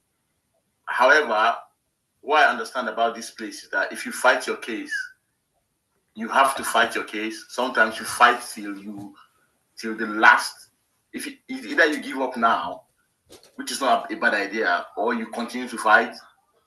With the law here, it's not all. If you continue to fight, there's always light at the end of the tunnel. Especially if you have not done anything wrong. I think even for me, before I became like this, I've been here for over 20 years. Before I got to this stage of my life, there was a point where I had 1 day left on my visa. 1 day left on my visa, and I scaled through. So if you want to fight, this is a place where if you fight, you can actually win, but just be on the right side of the law. That is it. That is it. On the other side, I don't think it is. I know sometimes when we are under this kind of pressure, we think that it is the world against us, but it is not always the case. So when you call those movies you mentioned, they give a kind of racist undertone. I'm not saying it's racism, but it's always no. like that the movie I mentioned, it's not really talking about racism. Yeah. I talk about How to Kill a Monkey. Have you watched that? I haven't seen that. I've heard about that. It's about investigative process in the systemic irregularity. You know what I mean? Okay. Yeah. Okay. So for me, I'm just gonna give. I'm not gonna be long here because I'm still working. I'm working, but I'm just gonna say, if you want to fight, it will linger for a while. But if you're on the right side, you will always win. So even if they make a decision and say go back home, and you really want to fight, there's always a chance that you would win. However, that fight, you may finish fighting and then you will be exhausted. That fight might even make you lose interest in being a nurse. It might even kill the zeal you have inside you. So going back to Nigeria is not always the bad thing. You can go to Nigeria and re-strategize. You can go back to Australia. You can go back to Canada. They are still I know it's expensive, but you have to also consider, is it worth fighting for? Are you, like the lady was saying, she only has 1 month rent to pay. If I was in that situation, I would actually question it, because you don't want to go into arrears. You don't want to go into debt while you are fighting. It might take a year. It might take 2 years. You don't know. It's a fair system, but it can be very challenging as well. So I try and encourage people the best way. And if you have children at home that are looking up to you, it's a difficult thing. I know, but again, you have to really look at it in both ways. You may go into the battle. It may take 6 months. It may take a year. What happens to your kids? What happened to you here? You become very vulnerable.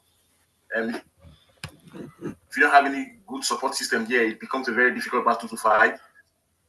So I'm not going to say go home or don't go home, but consider your chances very well, because with tribunals and cases like this, you never know where it goes. But don't give up. If you don't want to give up, don't give up.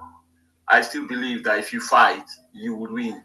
It may just take more from you than suspected. It's just about the energy, the strength, and besides, many employer brought these people in the hope of working with them, and after getting their NMC pin, they will be regularized as a nurse. Unfortunately, they are not getting the pin. They are being denied pin, and the employer when the home office is concerned, the employers, they quickly wash their hands off. That is what we are saying now. Yeah, just like if you go to university, once the home office is concerned, the university washes their hands off. They don't want to get involved with you anymore, which is not nice. But I think there's always I've had so many success stories where people fight. But I'm telling you, when you finish fighting, you may not even have the strength to continue practicing.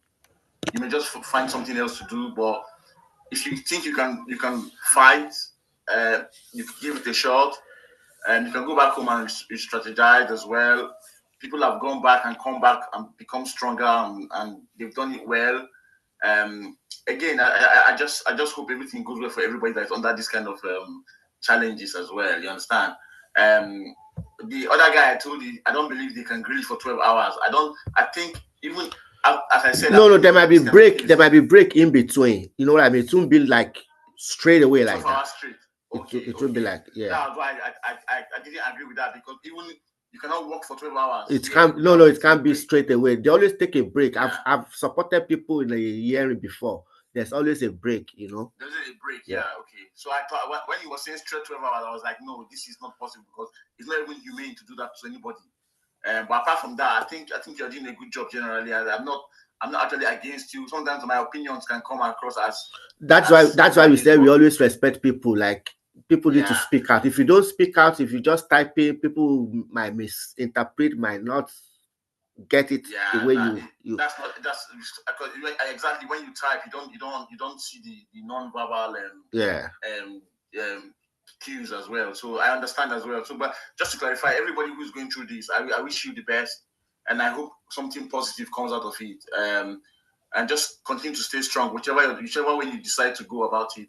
Just keep staying strong and continue to fight if you want to fight, and hopefully you get to the end. President, thank you for the roast. Everybody, thank you for the gift. Thank you for the ATME. Thank you for the tapping. Groups that can help us out. So I joined the RC, and when I presented my case to with one of their members in RC, and they helped to appeal my case. Then on the appeal, they were saying that questioning my character, according to the RC, and that they should be questioning competence to practice, not questioning character. So now they have not even given me dates for the appeal.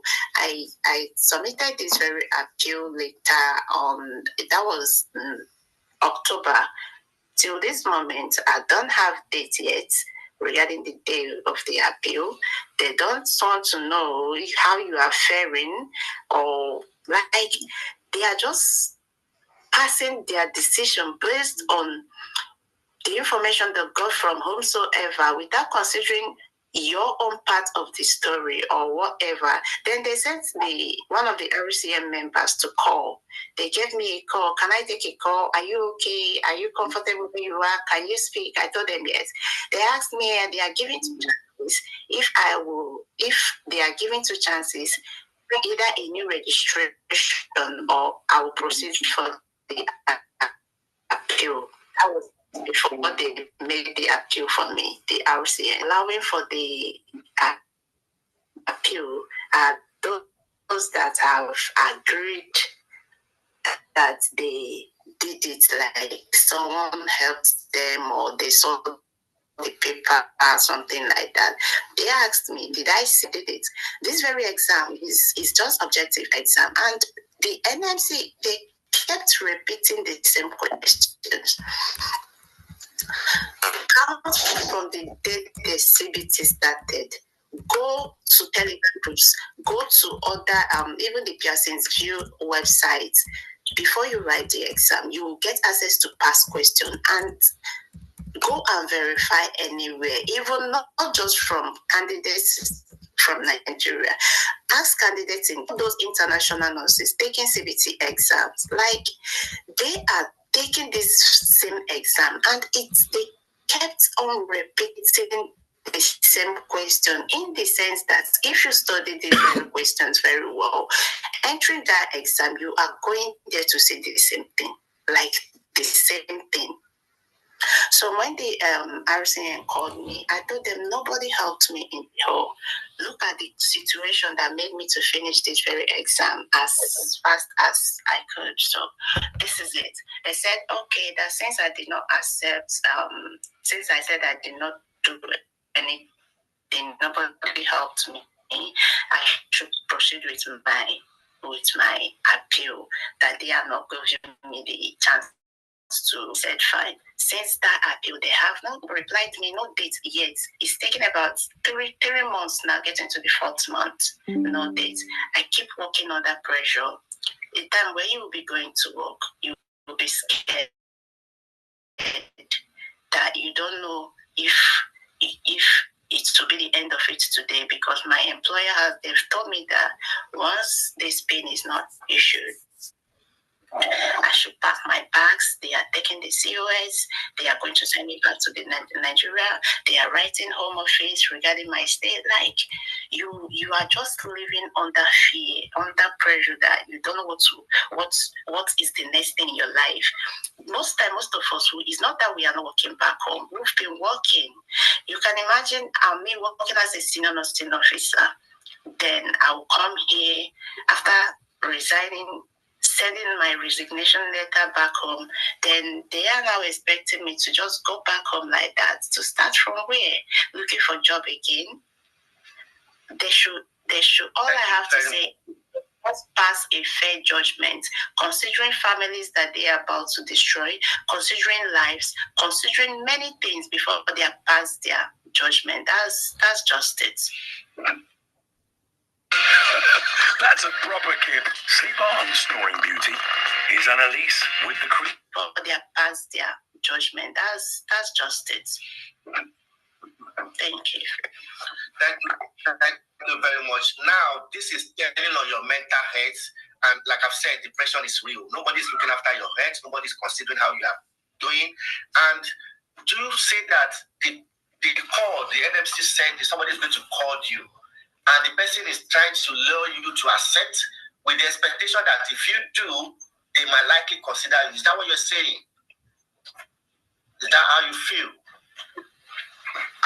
Or is that what I feel that the NMC, they didn't tell me directly that the RCN will call or any of the groups I joined will call, but me, that they referred us to, like they are the ones that referred us to these very unions. They are about 4 to 5 unions that they referred us to. Then they will tell us, if you feel depressed, they know how you feel now. If you feel depressed, you should call so number. Like, they are killing you. On one hand, they are killing you. On the other hand, they are showing like as if they care. So me, I see it that for RCN to come in and be asking me that question, I don't know how to feel, but I feel that they are in line with NMC, because most cases, the RCN members, they don't really represent the case very well. They will just take you to the hearing. They will be there looking at you. Those people will pass their judgment, and it is what it is. They don't even care. So that is it. Thank you very much. So those of you on YouTube, we will ask someone to be monitoring the question you are putting on the YouTube. If you want to engage, those of you on TikTok, the same thing. Somebody will be monitoring on TikTok as well. Those of you on Instagram, we will also monitor that as well. Please, let this be going viral. Share this.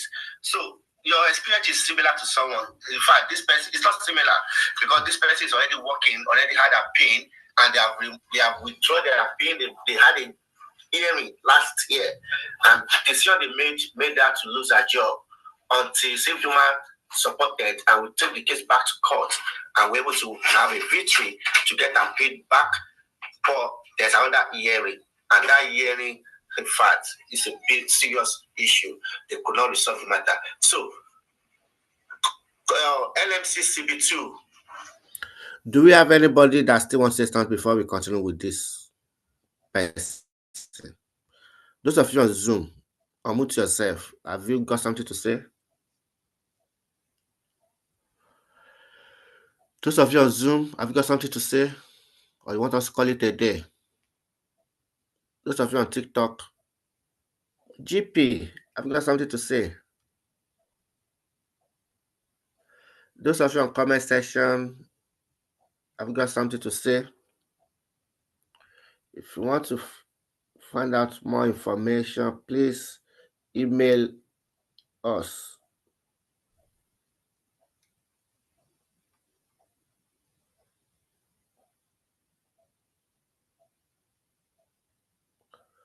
Email is in the comment section.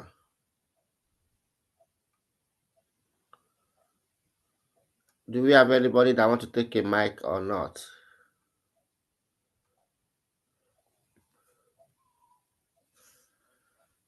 Those of you on Zoom, you want to take a mic? Those of you on TikTok, mic. NMC CB2, take a mic. Good morning, everybody. Tell us how many nurses involved. How many nurses involved, and what has been the experience? And what are you going through? Okay.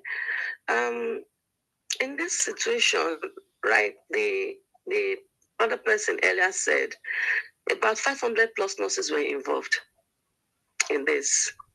So for all nurses that have written their exams or tests, taking their exam in this center from year 2021, were all involved in this issue. So it started, I think it's 2023, yeah, when they sent an email regarding that there was a widespread fraud, that they got an information from there, because during the exam, one of the nurses that sat for the exam maybe took a snapshot and posted it. And that was the information I later got. That I took a snapshot of someone sitting by her side and posted it, and they saw it online or something like that. That was where the issue comes from. So, and they later sent an email to everybody that wrote exam from 2021. Even those that have been working, that have their PIN since 2021, all of them were involved. So, and we were asked to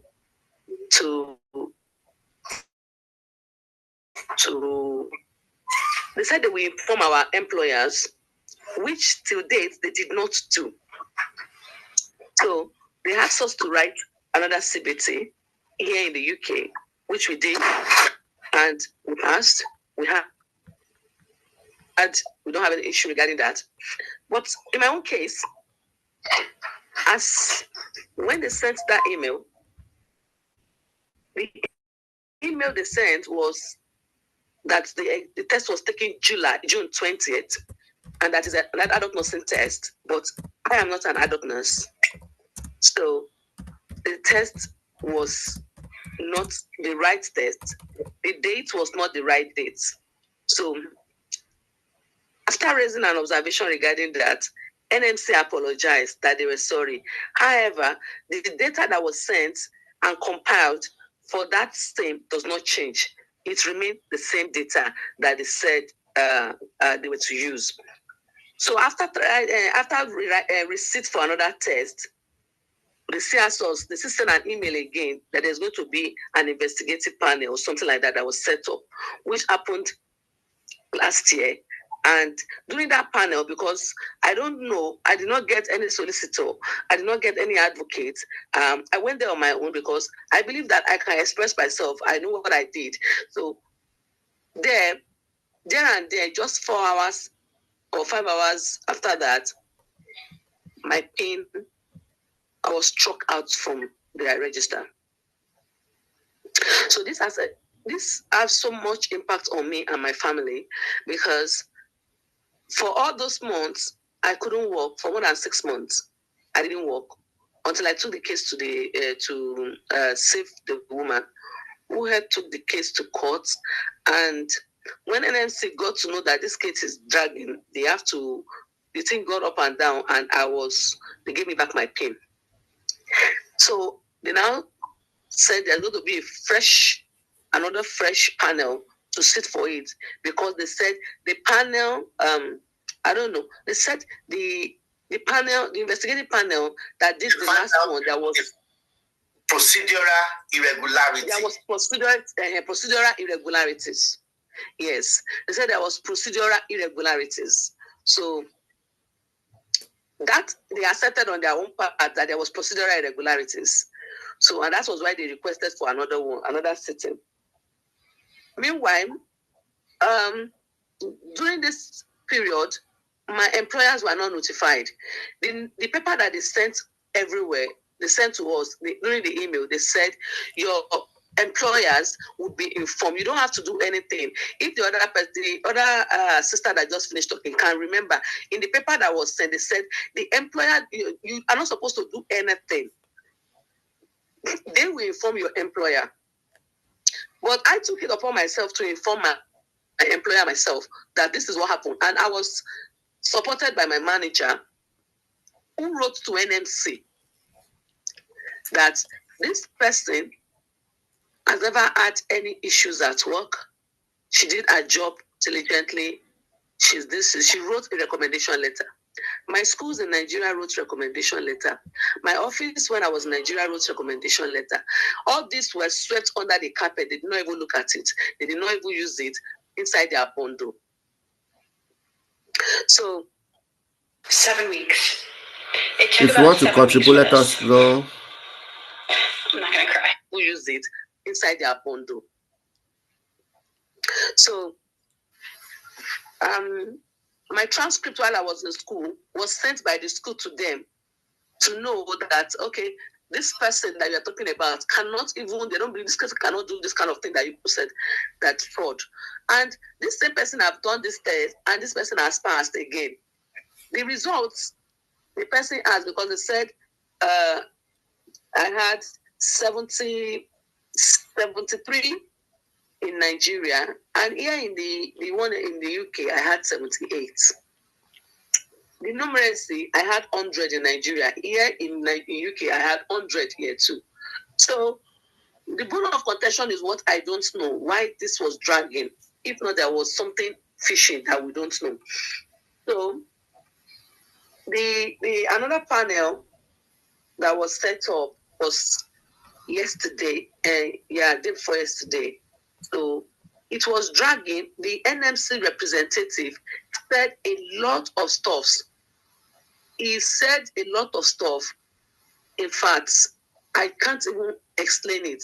So the extent that even the Save the Woman, they were dragging this matter, and till now, they couldn't reach any conclusion on this because the head of the panel, the chairperson of the panel, said there was too much information that she cannot even handle this. So you cannot give judgment on this because it seems that they don't really understand what was going on. Then they said that there was a data that was collated. You understand? Who collected the data? We started asking questions. So other centers, that they said there was no CCTV there. What happened? Why was there no CCTV in a unique center? What happened? Because other centers, they had CCTV. So what happened? So it's so obvious that they were trying to hide something. They don't want to disclose it. They were trying to hide something. So I asked questions with the Pearson VUE representative that for an organization like Pearson VUE, that is the one that is in charge of exams like this for NMC, what are those things you people put in place, and why is there no CCTV? They said they don't know. So the NMC representative, the chairman of the panel, asked the Pearson VUE that, okay, why is it that did anybody from your organization went to go to that place for the setup of that office? Did you see the setup? Were you there? What are those things you people put together for you to be able to say, okay, this place should be an exam center for CBT? They said they did not go there. They said a lot of things that shows that there was more information and there is more to this than meet the eye. So it was dragged all through yesterday, from the day before yesterday to yesterday. This is the third time we're having the hearing. Not that they couldn't conclude on anything because it was just too much information which they can't even agree upon. The chairman couldn't conclude on anything. He said he cannot give his verdict as of now because looking at it from the verdict that was given last year, which has cost me so much pain, my children, my husband, myself, I couldn't walk, I couldn't do anything. And now that I even have my pin back and they brought this issue again, after writing the exam, after doing all the stuff, it was so emotional. It was so, there was this emotional trauma that this particular incident is really causing to me and my household now. But as it is now, we don't really know what is on ground. We want the Nigerian community to really attend to this because this is a slap on the Nigerian community. This type of issue, they said it happened to the Filipino community or one of the Asian community, and this was attended to, and this stopped because it's a slap on their face, and this stopped. So I don't know why Nigeria is dragging this much, this far, and we couldn't sort anything out. No one could stand for us, and it's just like a mess When you need us, the nurses, we were there, we came and we're there. And now it's like, you don't need us again. You're not looking for a way to just, at least we pay money to the NMC. And they are using our money now to destroy us. We pay money to them. When we use our money for registration, we pay yearly for our PIN to be on the register.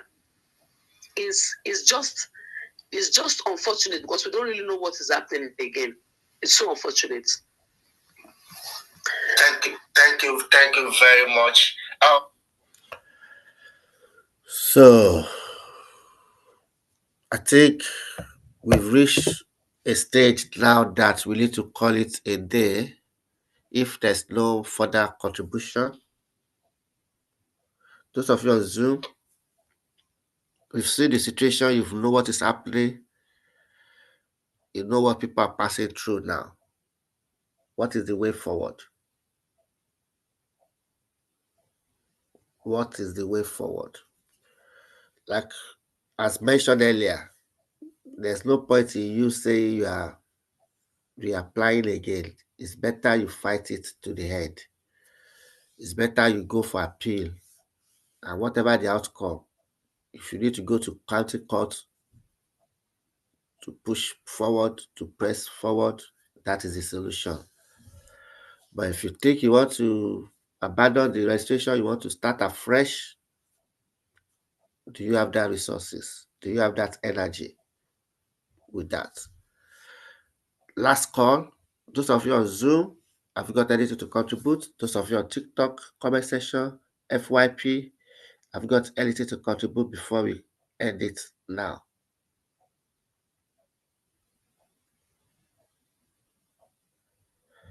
It's better you speak out. It's better you let people know what is happening. And those of you that you have been able to skate through this, please don't keep mute, don't keep quiet, don't be a wall. Speak out.